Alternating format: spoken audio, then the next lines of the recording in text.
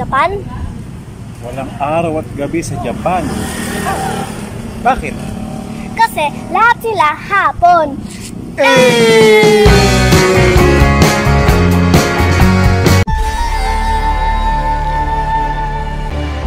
Siya, anak. Nakita ko tong test paper mo eh. Anong ibig sabihin ng F dito sa result ng exam mo? Daddy, ano ka ba? Ang ibig sabihin ng F ay perfect. Ay, buti naman. Akala ko ibig sabihin ng letter F, fasang awa.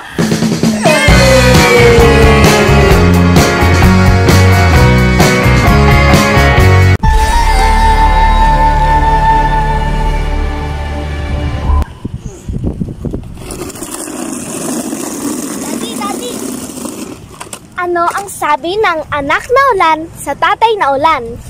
Ano ang sabi ng anak na ulan sa tatay na ulan? Ano? Eddie, tay, ambun ba ako?